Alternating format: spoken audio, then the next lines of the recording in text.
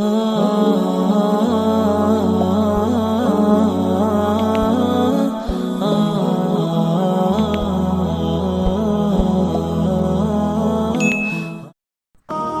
بشر حافی تھا نا کہ ساری زندگی شراب میں گزار دی، شراب پینے میں ساری زندگی صرف کر دی اپنی۔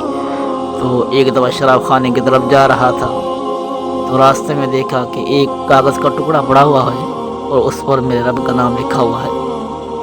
تو اسے اٹھایا، صاف کیا، اونچی جگہ پہ رکھ دیا اور پھر خود چلا گیا شراب خانے کی طرف شراب پینے کے لیے۔ وقت کے ولی کو الہام ہوا کہ جا بشر حافی کے پاس جا، اسے کہے کہ تو نے اس کے نام کی قدر کی ہے، آپ نے تیرے سارے پچھلے گناہ معاف کر دیے۔ وہ وقت کا ولی پہنچا، بشر حافی کہاں ہے؟ کہا کہ وہ تو شراب پینے کے لیے شراب خانے میں گیا ہے۔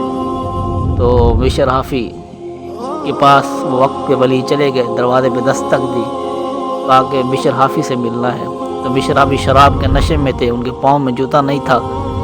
جب کسی شخص نے کہا کہ تجھے تو وقت کا ولی ملنے کے لیے آیا ہوا ہے دروازے پر، جب اس نے یہ سنا نا تو ننگے پاؤں ہی بھاگتا ہوا آیا دروازے پر اور کہنے لگا کہ آپ میرے دروازے پر آئے ہیں، مجھ سے گناہگار سے پوچھنے کے لیے آئے ہیں، حکم کیجئے۔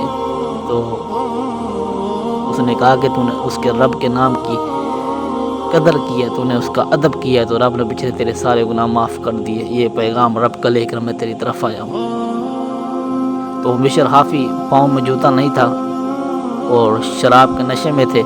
جب یہ سنا نا کہ رب کا پیغام آیا ہے، سندیشہ آیا، تو یہ نشہ اس سے بھی اوپر چلا گیا۔ تو بشر حافی نے وہاں پر قسم اٹھائی کہ اب میرے پاؤں میں جوتا نہیں ہے، جب میرے رب کا مجھے پیغام ملا تو میرے پاؤں میں جوتا نہیں تھا، تو اب میں ساری زندگی جوتا نہیں پہنوں گا۔ تو بشر حافی ساری زندگی آپ نے جوتا نہیں پہنا۔ تو رب نے کرم یہ کیا کہ جس راستے سے آپ مسجد تک آتے تھے نا، تو اس راستے پر جانور گوبر نہیں کیا کرتے تھے۔ یہ بشر حافی کی گزرگاہ ہے، تو رب نے یہ کرم کیا۔ تو جب اللہ کسی بندے کو معاف کرتا ہے تو پھر اس سے دوستی لگاتا ہے۔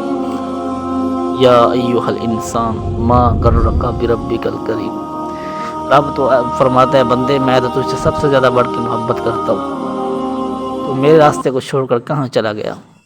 لوٹا میری طرف، وہ تو 70 ماؤں سے زیادہ محبت کرنے والا رب ہے۔